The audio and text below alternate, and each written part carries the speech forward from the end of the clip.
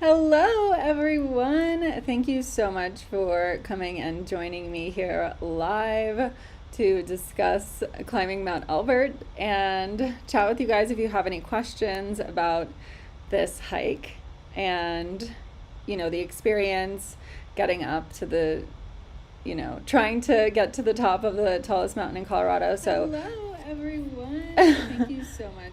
appreciate all of you guys being here so much, and thank you for joining in the chat. And hello to all of you guys, Alex and Help Traveler and David. I am so happy to see you guys here. Yes, and as David said, if you guys, I know a lot of you were just joining and watching the premiere of this video. I didn't make it to the top. And as David just said, it's not always about reaching the top. It's, all of the things that you see and feel along the way and all of the moments, in getting as high as you did. Now, this climb was really challenging, and I feel like I also made a lot of mistakes going into it. I kind of briefly mentioned some of them in the video, but kind of go over my whole plan of how I got there and where I stayed and all of that as well. And yes, it was big, bold, beautiful scenery on this mountain.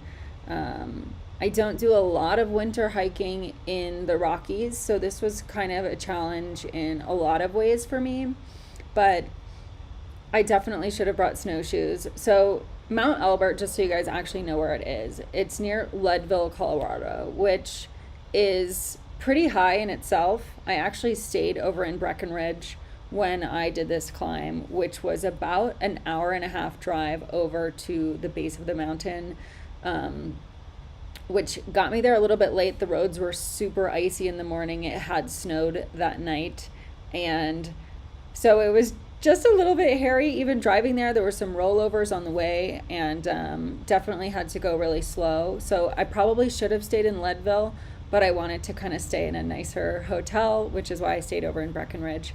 But there's lots of kind of little mountain towns that you can stay in that will put you a little bit closer to Mount Elbert if you guys are planning on doing this hike in the future.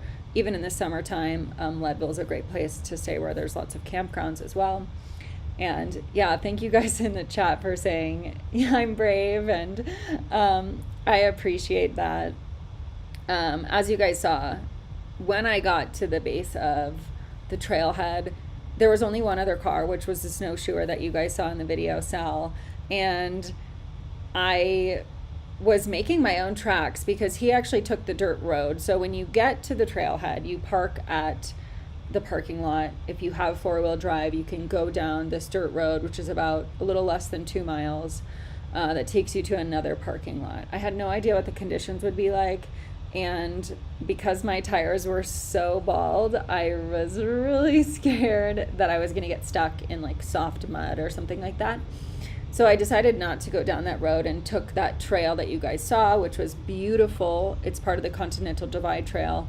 And even if you're not going to hike to the summit of Mount Elbert, I think that that's a great trail for just a nature walk, even bringing your dog or something and kind of walking around the woods. So if you don't want to attempt the summit, that's also just a great place that you can go for a really beautiful Colorado hike in the aspen trees. So definitely a place that I would recommend checking out. And, it was a really long trail. So I already hiked 2.5 miles before I even got to really the base of the trailhead to go up to Mount Elbert, which is why I was also pretty tired by the time I got to the tree line of the mountain. As far as the temperature of the environment during this trip, thanks for asking that, Help Traveler, it was in the 30s, I believe, 20s and 30s. As you saw, I had my big coat on, so it was pretty chilly out. And as I said, it had snowed the night before, and as you guys saw, there was quite a few snow squalls on the actual climb up the mountain that day.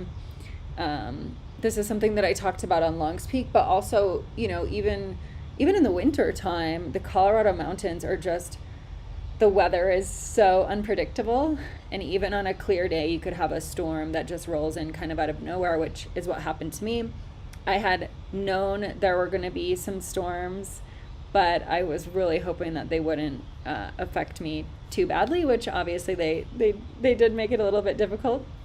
But definitely always check the weather when you're going out here too. And I know that someone asked about kind of the gear that I brought with me for this trip.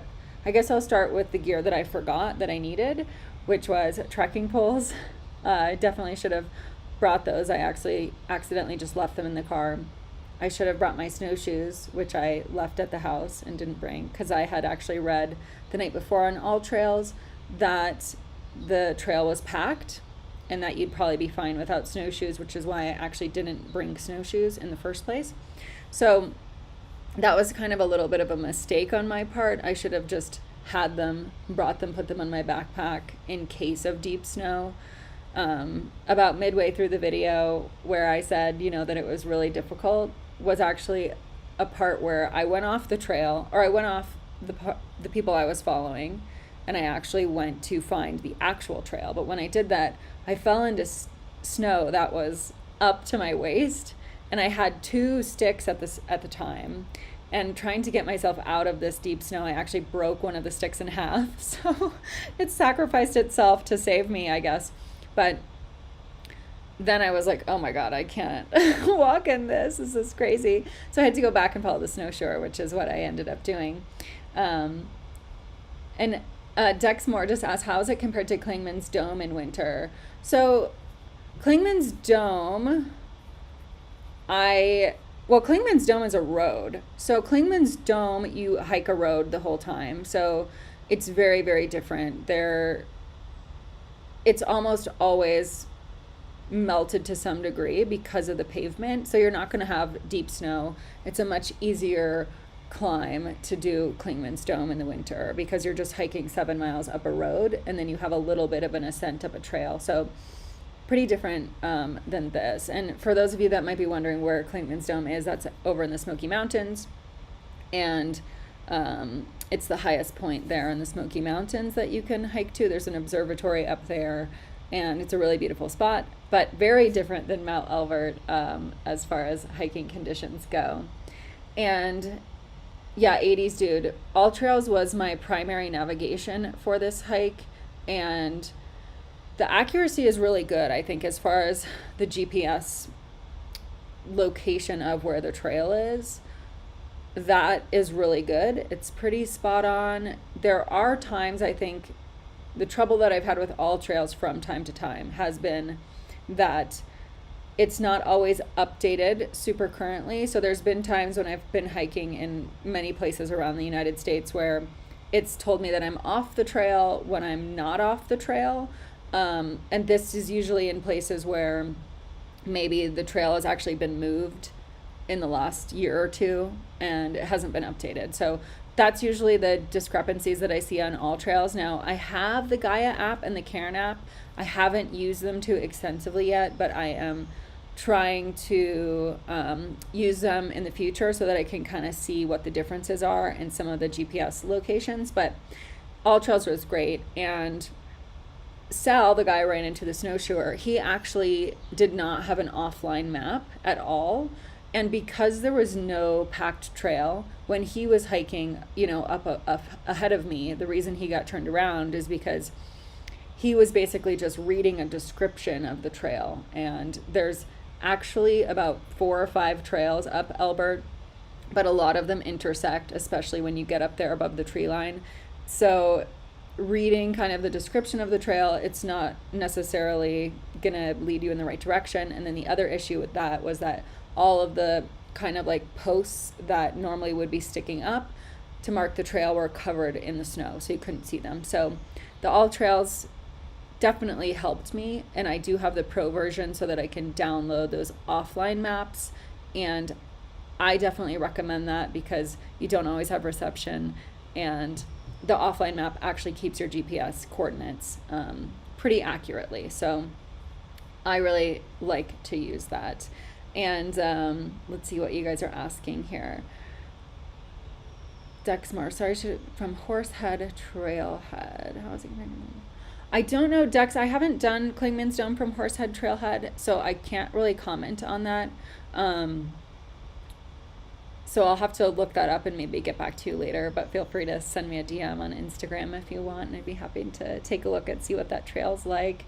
And yeah, Hiker Pete. So I had to post hole a lot on this hike, and I got a lot of snow in my shoes, 3 to 4 feet deep snow in some places. But then in some places, the snow was really shallow. So as I got up to where I actually ended the hike, where you guys saw, the snow was really deep. There was a lot of drifting of the snow. And because there was also all these little snowstorms, I really was pretty adamant about the fact that we needed to turn around and go back, because when you have these little snow squalls up there above the tree line, your tracks go away within a few moments, and then you can't follow anything on the way down. So it can be really dangerous because you can't see the way that you came up, and you have to just kind of hope that you're going in the right direction.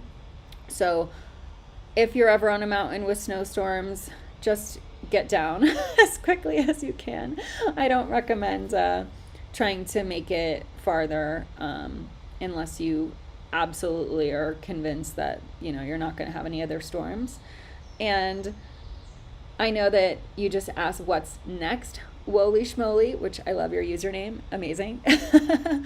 So I'm actually in Mexico City right now, and I'm going to be here for the next couple of months. So I do have a couple videos coming out already in the next couple weeks. I have one on Nebraska coming out and going on the Oregon Trail. Got another video on Angel's Landing in Zion National Park in Utah, and Rattlesnake Arches, which is this fantastic hike I did on the border of Colorado and Utah that has more arches. It's the second largest grouping of arches in America, other than at Arches National Park. So really beautiful hike, which I'm excited to share with you guys as well.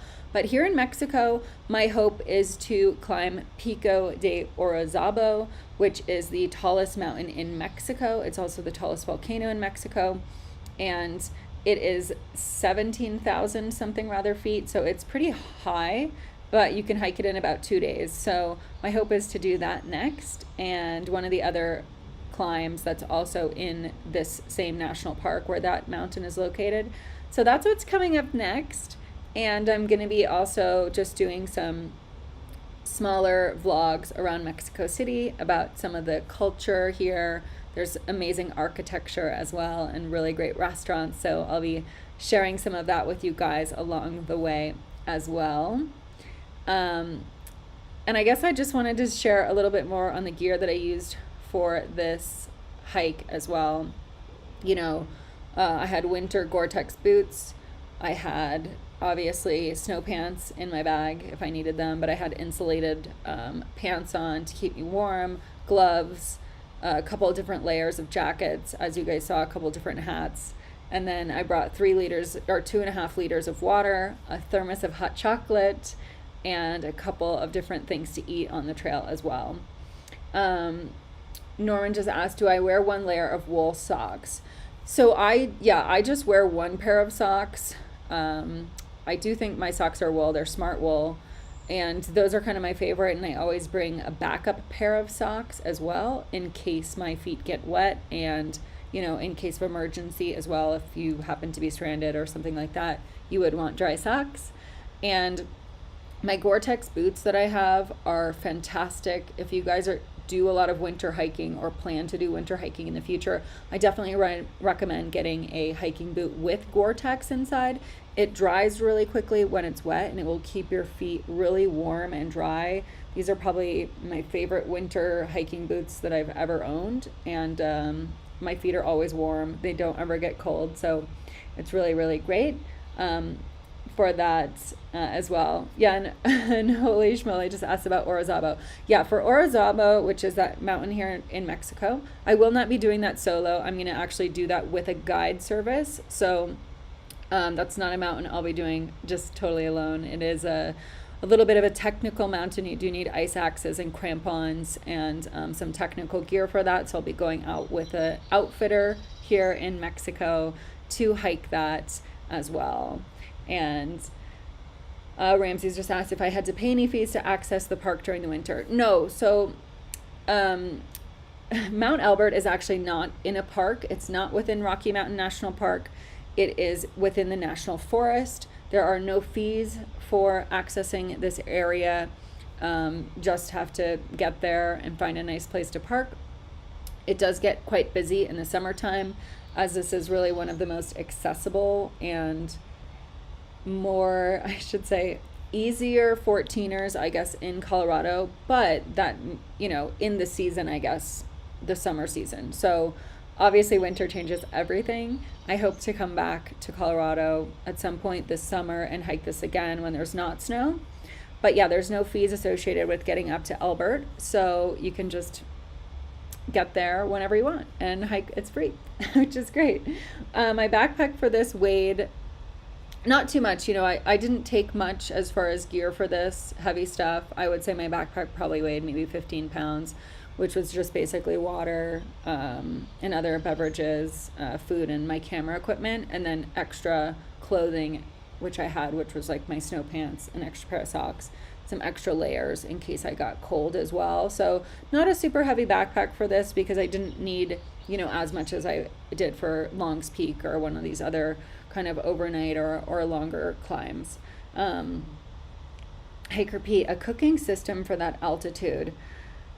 I would, if I was going to go up this mountain and camp, which I actually am not sure if you can even do, I would just bring my jet boil. I have, I don't know what model it is. It's kind of like a bigger one, but that's what I would bring for a cooking system. And just so you guys know too, in this area, there's actually a ton of places to camp at the bottom. So we actually met some guys on the way back to the car along the dirt road that accesses the main trailhead. There are a ton of camp spots where you can car camp, and a lot of people do that throughout the year. It's a great place where you can, if you want, you can bring a little stove. We saw some guys with a little fire ring that they brought, and then they had their wood stove in there. So lots of options to be able to explore and also stay in this area. As it is national forest, you probably do need to just get a permit for that if you do want to camp out. And how is my Spanish? It's not great, but I'm working on it. I do my Duolingo every night so that I can be a little bit better speaking here in Mexico. And Ramses is asking about the rules down here in Mexico and how things are with COVID. It is different here in Mexico compared to the United States as far as COVID goes. Everyone wears masks here, which is great. They've obviously done a much better job here in Mexico than in the United States as far as encouraging people to wear masks. So everywhere that you go here in the city, outside and inside, people do wear masks, but everything is open, minus a few still of the museums here in the city, which are still closed. But most everything has reopened, and restaurants and all of that, you can eat inside, outside, everywhere that you want. So pretty open here in the city of Mexico City. The only thing that I've seen, as I said, that are closed are some of the bigger national museums, which I would anticipate would be opening over the next couple of weeks. But if you guys don't have any other questions, I don't want to keep everyone too long, but I really appreciate everyone that has been here in the chat. And I'm really excited for the next couple of videos that are coming out as well on some of these other places in Utah and here in Mexico when I get to go climb Orizaba. I'm really excited about that. So feel free to connect on social media if you guys haven't already. And, I'm always open to ideas and stuff like that. I will be back in the United States at the end of July and hoping to get to some other national parks in August and September, and then potentially Alaska. So still kind of working on the plans for the rest of the year, but excited for what's to come and really excited that you guys could all join here in the chat. So thank you so much. And thank you to everyone that's a new subscriber as well, that's helped grow this channel to almost 18,000 subscribers now, which is super exciting. And just really, really over the moon that you guys have all been here supporting the channel, so I really appreciate it. One more question here from Ramsey is, what did you find were the major challenges to complete this hike? You know, the major challenges for me for this hike were just the fact that I didn't have snowshoes and I just kept sinking deep into snow, which it's really exhausting to pull yourself out of big, deep holes in the snow. And I really also wish that I had not taken that first trail and had just walked or driven down that road and cut off that first 2 to 3 hours of the hike, because I would have had a lot more energy to get up to the rest of, you know, the mountain. The people that we met at the bottom also, they tried to climb it the next day. They also didn't make it. So a lot of storms for everyone kind of over these couple days, but difficult in the winter. And I know a lot of people ski down or cross-country ski up. So lots of different ways, but always do your research, always be prepared in case of any, you know, emergencies that you find on the trail. So thank you guys again. I will see you guys all soon, and I will try to come on here and do some more live videos over the next couple of weeks as well, because I always really enjoy chatting with all of you guys here and answering any of your questions. So have a wonderful day, everyone, and I look forward to bringing you guys some new videos over the next couple of weeks. Bye.